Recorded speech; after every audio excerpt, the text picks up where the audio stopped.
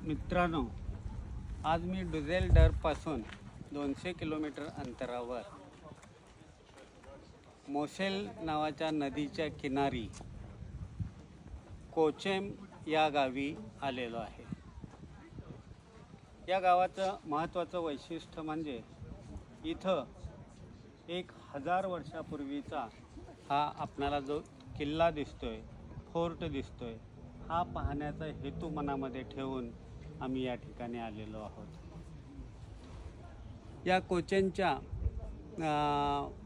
नदीपासून जवळजवळ 300-400 फूट उंचीवर एका छोटेखानी डोंगरावर हा किल्ला बांधण्यात आलेला आहे।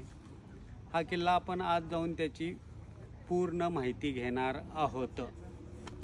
मित्रांनो, या किल्ल्याचं आणखीन एक महत्त्वाचं वैशिष्ट्य म्हणजे या किल्ल्यावर येत असताना किंवा किल्ल्याच्या अगदी जवळ सुद्धा इथं डोंगर उतारावर द्राक्ष शेती घेतली जाते। आता जे तुम्ही पाहताय ही हिरव्या कलरची वाईन ग्रेप्स आहेत। अशा व्हर्टिकल पद्धतीनं या द्राक्षाच्या बागेचं पीक घेतलं जातं। पूर्ण डोंगर उतारावर मी पुढे दाखवेन आपणाला की असं हे द्राक्षाचं पीक प्लांटेशन घेतलं जातं, द्राक्षाचं पीक घेतलं जातं। मित्रांनो, किल्ल्याच्या या दुसऱ्या बाजूला काळी द्राक्ष लावण्यात आलेली आहेत।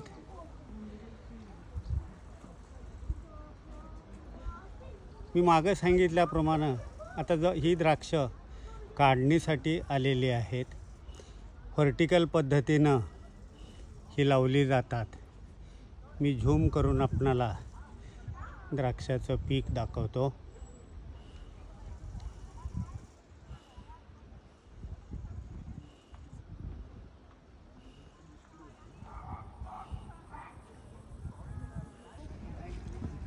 या किल्ल्याचं हे प्रवेशद्वार आहे।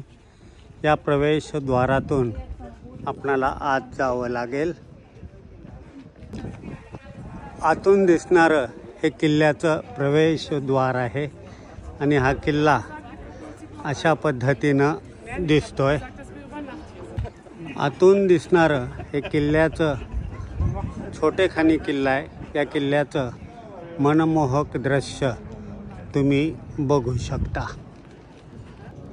मित्रांनो, हा जो किल्ला आपण पाहणार आहोत या किल्ल्याचा इतिहास असा आहे पहा। 1000 वर्षापूर्वी या कोचेम या गावी हा किल्ला बांधला गेला। 14व्या लुईच्या कालखंडामध्ये हा किल्ला फ्रान्सच्या सैनिकाकडून उद्ध्वस्त केला गेला। त्यानंतर जर्मनीच्या एका व्यापाऱ्यानं हा किल्ला 1868 साली विकत घेतला आणि ह्या किल्ल्याची पुनर्बांधणी केली। पुनर्बांधणी करत असताना त्यानं नवगौथिक स्ट्रक्चर वापरलेलं आहे। त्यामुळं मूळचा असणारा किल्ला आणि त्याच्यामध्ये केलं गेलेलं पुनर्निर्माण याच्यामध्ये थोडाफार फरक पडलेला दिसेल। किल्ला मनमोहक अशा ठिकाणी आहे। त्याचं चित्रीकरण मी आपणास दाखवतो। हा किल्ला मोसेल या नदीच्या किनारी असणाऱ्या छोट्या डोंगरावर बांधला गेलेला आहे। दोन्ही बाजूला उंच उंच असे पर्वत आहेत। त्यानंतर किल्ल्याच्या पुनर्बांधणीनंतर या ठिकाणी या गावाचा विकास झालेलाही दिसतो आपणाला। नदीच्या दोन्ही किनारी प्रचंड अशी घरं बांधण्यात आलेली आहेत। मगाशी मी सांगितलेलं वैशिष्ट्य की या डोंगर उतारावर या अशा द्राक्षाच्या बागा आहेत चहाच्या मळ्याप्रमाणे या ठिकाणी ह्या बागा लावण्यात आलेल्या आहेत. या किल्ल्याच्या दुसऱ्या बाजूलाही अशी घरं आणि नदीचा प्रवाह किल्ल्याजवळ वळण घेऊन पुढे गेलेला आहे. इथेही आपणाला मोठ्या प्रमाणात द्राक्षबागा लावलेल्या दिसतात. दूर डोंगरावर उतारावर ही द्राक्षाची बाग दिसते आहे. इथं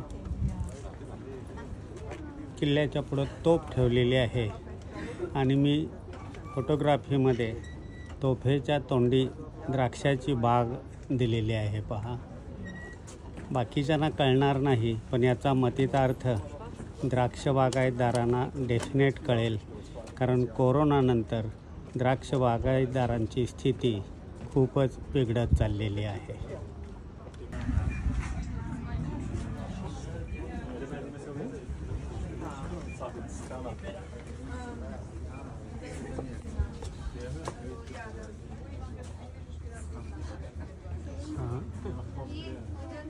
किल्ल्यामध्ये आत आम्ही प्रवेश करीत आहोत. किल्ल्यामध्ये आत प्रवेश केल्यानंतर हा किल्ला अशा पद्धतीनं दिसत आहे.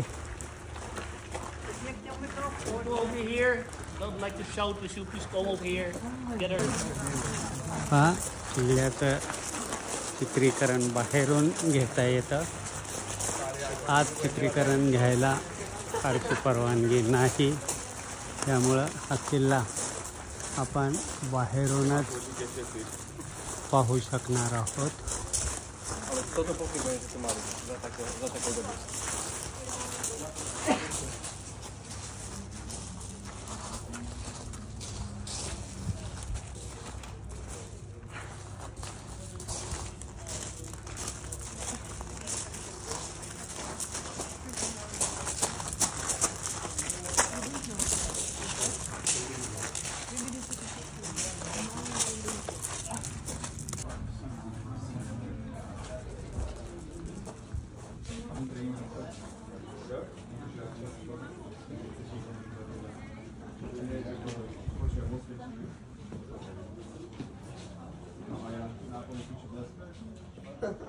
किल्ल्याचं बाह्य दर्शन आपण घेत आहोत. किल्ल्याचा इतिहास, किल्ला कोणाकडून कोणाकडे वर्ग झाला याबद्दलची माहिती इथं दिलेली आहे. उद्ध्वस्त केलेल्या किल्ल्याचं हे चित्र आहे. पुन्हा हा किल्ला या पद्धतीनं उभारण्यात आलेला आहे.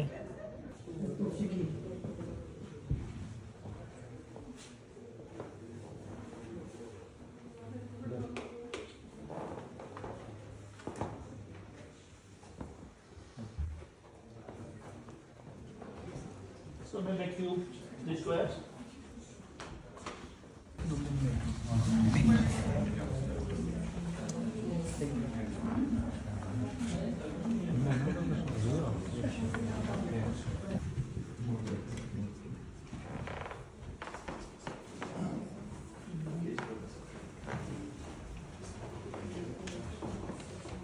Morning is the smallest room we've visited, and get codes here in this room.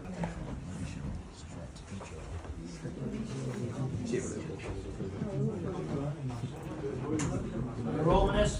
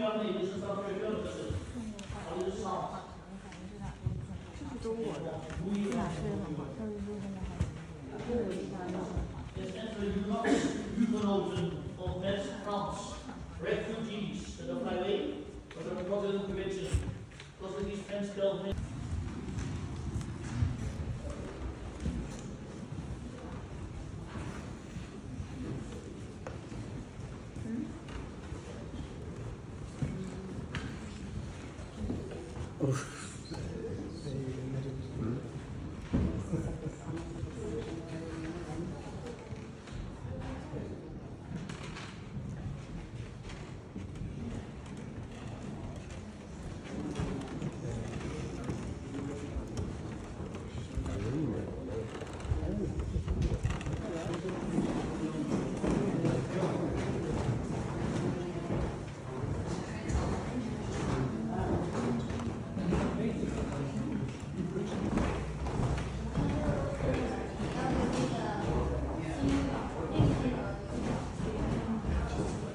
are about 200 feet, about 100 meters over. आठवड्यातून घेतलेलं शहर आणि द्राक्ष बागांचं चित्रण तुम्ही बघू शकता.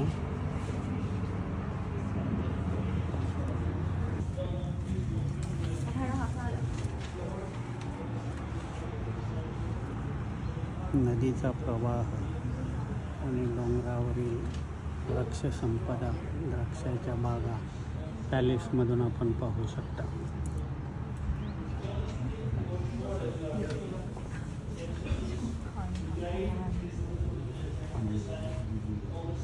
पॅलेसमधून कॉरिडॉरमधून दिसणारं हंगामा दृश्य.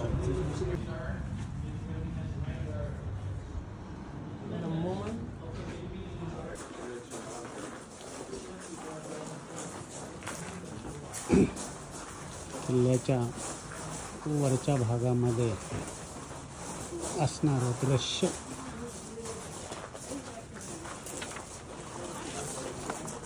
किल्ल्याच्या मध्यभागावरून दिसणारा किल्ल्याचा उर्वरित वरचा भाग.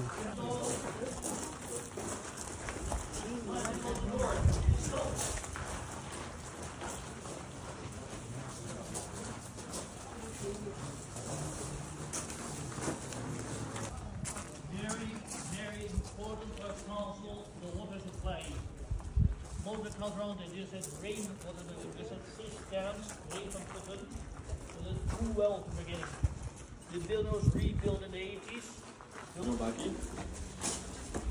Please take a decision now. Come over here or stay where you are. पाण्याच्या Or left, right. व्यवस्थेसाठी खोदलेली विहीर. त्या विहिरीमधून पाणी शेंदून वर घेतलं जात असे आणि त्याचा वापर केला जातो. Not because a witch lived in it. Cold soul. To survive the time of Louis XIV without any damage. And the whole castle destroyed. That's also completely there.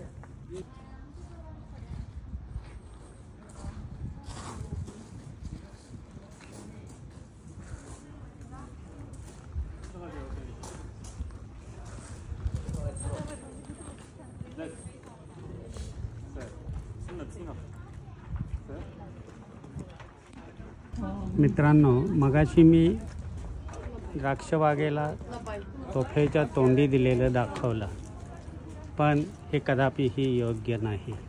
ही तोफ आपण दूर केली पाहिजे आणि सर्व द्राक्ष बागायतदारांना 2025-26च्या सीझनसाठी सर्व दर्शकांच्या वतीनं आपण शुभेच्छा देऊया व पुढचा सीझन हा त्यांचा अतिशय चांगला भरभराटीचा निश्चितपणे जावा अशा शुभेच्छा देऊया. धन्यवाद.